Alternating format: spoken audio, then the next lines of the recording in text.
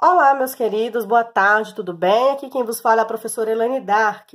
E hoje nós vamos dar início, à correção da semana 4 do Plano de Estudos Tutorados 3, ou seja, do PET 3. É a nossa última semana. E o nosso assunto principal, tá? O nosso tema é colonialismo na África e na Ásia. Não existe um capítulo específico sobre isso no livro de vocês, mas eu sugiro que vocês leiam o capítulo 9, a descolonização e o terceiro mundo. É super importante, super interessante para vocês aprimorarem a questão do colonialismo na África e na Ásia, tá bom? Observe a imagem e responda as questões. Gente, eu não vou falar muito aqui agora, porque nas questões eu fui explicando aos poucos o que é colonialismo, imperialismo, tá bom? Quais grupos sociais estão representados na imagem? Para começar, o colonialismo e o imperialismo, eles vão ser empreendidos, eles vão ter o início, primeiro pela Inglaterra e França, que estão os representados aqui, mas vão ter vários outros participantes, tá? Principalmente os países europeus. Eles são os principais, digamos assim, participantes e empreendedores que vão dar início a essa nova colonização, a esse imperialismo, tá bom? Então, os países que estão representados aqui é a Inglaterra, que está aqui do lado, e a França aqui do lado. Qual a diferença, gente? A França é sempre um pequenininho por causa do Napoleão Bonaparte, tá? E por causa a cor azul é uma das cores legítimas da França. E a Inglaterra são sempre homens altos, claros, né? Esguios, então a diferença é que ele está aqui do lado. O que eles estão fazendo e o que isso representa no contexto do colonialismo século XIX? Eles estão repartindo o mundo, né? Isso aqui é o globo terrestre e eles estão fazendo recortes nele. Nós vemos aqui garfos, facas, no caso são espadas, né? E eles estão fazendo a repartição, o que é meu, o que é seu, o que é de cada um. Eles estão dividindo entre eles o globo terrestre. Isso significa o quanto eles dominavam o restante dos outros países. Mostra a ganância e o poder entre eles. Características e objetivos principais do imperialismo e do neocolonialismo. Gente, esse texto, eu coloquei ele aqui para vocês, bem resumido, para que vocês pudessem entender o que é realmente o neocolonialismo e o imperialismo, tá? Objetivo, aumentar sua margem de lucro. Como que eles aumentaram essa margem de lucro, gente? Eles aumentavam matéria-prima com preços extremamente baixos ou até mesmo de graça, e principalmente aumentavam o mercado consumidor para os seus produtos industrializados. Ou seja, ele tem uma fonte de matéria-prima grande e de graça e ainda tem para onde mandar os produtos industrializados. Ou seja, ele busca a mercadoria gratuitamente e em seguida ele vende aquela mercadoria para aquele mesmo povo que ele explorou anteriormente, né? Não muito diferente do colonialismo do século XV e XVI. Quem que começou esse colonialismo no século XV e XVI, gente? Portugal, Espanha, Inglaterra, França, Holanda, tá? Não é muito diferente deles, não. Lá no século XV e XVI, utilizou o cristianismo, tá? Como que eles utilizavam o cristianismo? Eles falavam que eles tinham que colonizar determinadas regiões para poder levar a fé cristã até eles, porque eles não eram civilizados. E só o cristianismo, só a fé cristã, perdão, poderiam deixar aquele povo um povo civilizado, ok? O neocolonialismo do século XIX usou o progresso da ciência. Agora aqui nós já vamos falar do século XIX, tá?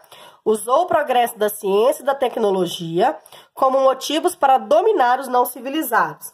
Então, no século XIX, a desculpa era levar a ciência e a tecnologia aos não civilizados. Então, vamos lá.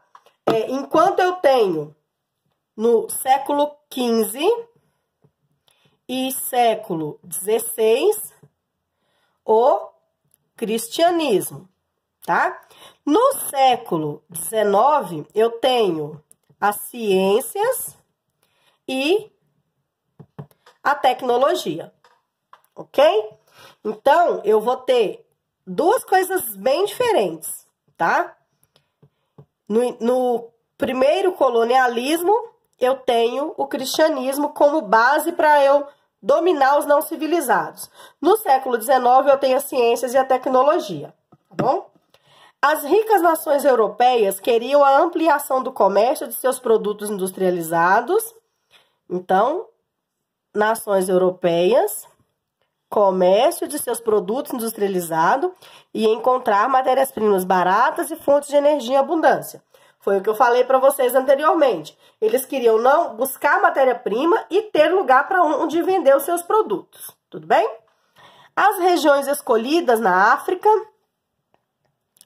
Ásia e Oceania foram colonizadas e seus povos desrespeitados pelos europeus. Novidade, né? Os países europeus dividiram entre si os territórios africanos e asiáticos sem sequer levar em conta a diferença éticas e culturais desses povos. Gente, eu vou mostrar para vocês na próxima imagem do mapa da África que alguns países, eles são literalmente cortados com linhas retas, tá? Ou vertical ou horizontal. Eles não respeitavam as culturas, a etnia, o povo, a localização, as condições geográficas. Eles simplesmente dividiam de acordo com o interesse deles. Ó, essa parte aqui é minha, essa parte aqui é sua, ok? Vamos traçar uma linha aqui no meio, aí uma parte fica para mim, uma parte para você. Como o planeta Terra está representado na imagem? Para mim, ele está representado como um bolo, tá? Um bolo que está sendo repartido em uma festa, onde cada um tem sua parte, né? Onde cada um pega a sua parte. De que forma essa imagem se relaciona com o imperialismo? O imperialismo busca o enriquecimento das grandes potências, em detrimento dos demais países. Eles não levam em consideração nenhuma característica particular dos territórios que estão sendo dominados, simplesmente repartem de acordo com seus interesses. Porque, na verdade, como eu disse para vocês, né, o único interesse deles era basicamente o interesse financeiro, né? Aumentar as suas riquezas cada vez mais. Vou mostrar aqui para vocês na imagem da África, como eu falei anteriormente, no número 2. O mapa abaixo representa o colonialismo europeu na África. Analise-o e em seguida responda as questões. Eu vou ampliar aqui um pouquinho, só para eu poder mostrar para vocês o quanto a África não foi respeitada nos seus critérios, tá? Olha aqui, ó. A Líbia. Olha só, são linhas retas, gente, né? Onde a gente consegue perceber que não obedeceram, ó, nenhum critério para poder fazer essa divisão. É como se eles tivessem chegado, pegaram o mapa da África, foram lá e fizeram riscos, né? Olha só. Foram demarcando seus territórios, né? Sem obedecer, olha aqui mais um, ó. Sem obedecer critérios nenhum, tá? Aqui embaixo mais um, ó. Entenderam? Eles simplesmente demarcaram os territórios e ponto final, tá bom? Agora, voltando para a questão,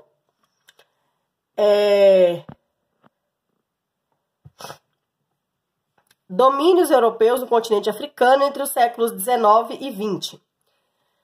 Qual o interesse dos europeus no continente africano? Eu falei anteriormente, matéria-prima, mercado consumidor, riquezas variadas e mão de obra barata para aumentar seus lucros.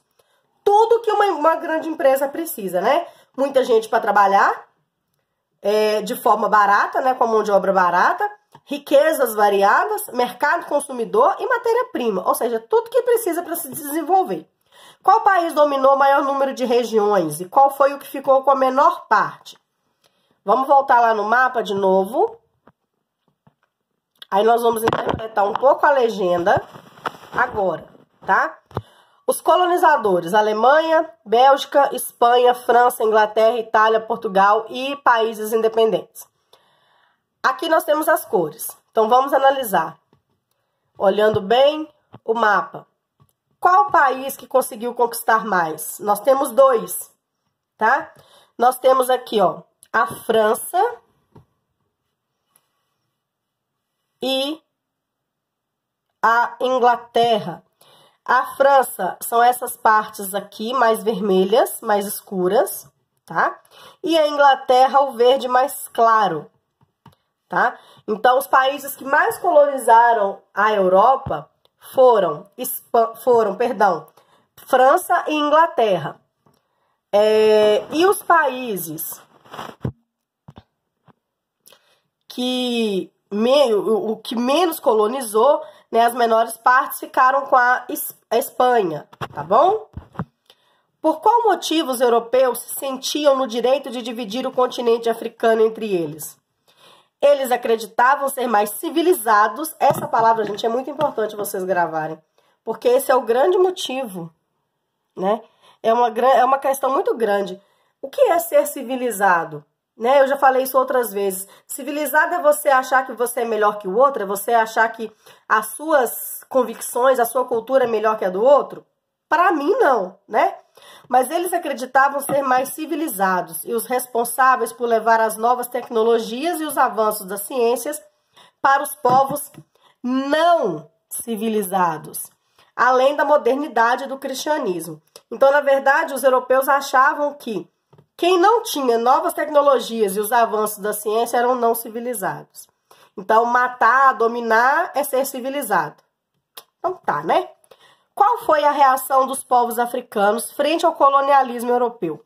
Alguns se organizaram e conseguiram revidar as invasões. Mas os europeus eram fortes, bem preparados e muitas vezes faziam acordos com os líderes locais, facilitando suas conquistas e dominações. Palavrinha conhecida nossa, né, gente? Corrupção, né? Eu vendo o meu voto, eu vendo os meus interesses de acordo com o tanto que vocês têm para pagar. Então, é uma palavrinha, uma velha conhecida nossa, né? Leia o conceito de darwinismo social e responda a questão abaixo. Darwinismo social é um nome moderno dado a várias teorias da sociedade que surgiram no Reino Unido, América do Norte e Europa Ocidental na década de 1870. Trata-se de uma tentativa de se aplicar o darwinismo nas sociedades humanas. Descreve o uso do conceito de luta pela existência e sobrevivência dos mais aptos para justificar políticas que não fazem distinção entre aqueles capazes de sustentar a si e aqueles incapazes de sustentar este conceito. De se sustentar. Esse conceito motivou as ideias de eugenia, racismo, imperialismo, fascismo, nazismo e na luta entre grupos e etnias nacionais. O que é darwinismo social? Segundo o que está no texto, tá? Eu coloquei cá embaixo, pequeno, aqui, ó. O que é darwinismo social? De que maneira ele foi usado para fortalecer o colonialismo europeu na África? Eu vou explicar isso aqui, mas a resposta está aqui embaixo. Darwinismo social é um nome moderno dado a várias teorias da sociedade que surgiram no Reino Unido, América do Norte e Europa Ocidental na década de 1870. Na verdade, gente, darwinismo social vem do nome Charles Darwin, que definiu a teoria da evolução da espécie, tá bom? Darwinismo social é a teoria da evolução da sociedade. Recebe esse nome uma vez que se baseia no darwinismo, que é a teoria da evolução desenvolvida por Charles Darwin, de 1808 a 1882, no século XIX. Este estudo social foi desenvolvido entre os séculos XIX e XX pelo filósofo inglês Herbert Spencer. Então, esse filósofo inglês, ele utilizou, né, do darwinismo social, da ideia de Darwin, da evolução da espécie, para criar a teoria do darwinismo social. Para ele, a sociedade que vai sobreviver é aquela que for melhor, que for mais capacitada, tiver mais desenvolvida que as outras. E aí justifica você menosprezar e você desvalorizar aquela que é menor, porque você é melhor que ela. O darwinismo social acredita na premissa, ou seja, na ideia da existência de sociedades superiores a outras. Nessa condição, as que se sobressaem física e intelectualmente devem e acabam por se tornar as governantes. Por outro lado, as menos aptas, ou seja, as que se desenvolvem menos ou mais lentamente, deixariam de existir porque não eram capazes de acompanhar a linha evolutiva da sociedade. Então, o darwinismo social, ele surge para mostrar, a ideia dele é o quê? Eu vou te dominar porque eu evolui mais que você. Como você não evoluiu tanto quanto eu, então você merece ser dominado ou até mesmo deixar de existir. É uma teoria um pouco louca, né? Mas, infelizmente, tem gente que acredita nela, não preza pelo bem do próximo, né? Pelo respeito, e sim pela teoria da dominação, tá bom? Hoje nós ficamos por aqui, fiquem com Deus. Essa semana é uma semana de acolhimento. Estou à disposição para atender vocês nos grupos e individualmente, se precisarem. Podem me procurar na parte da tarde, que eu estarei à disposição de todo mundo, tá bom? Beijos da professora Elaine Dark, até mais. E semana que vem começamos o PET 4, ok?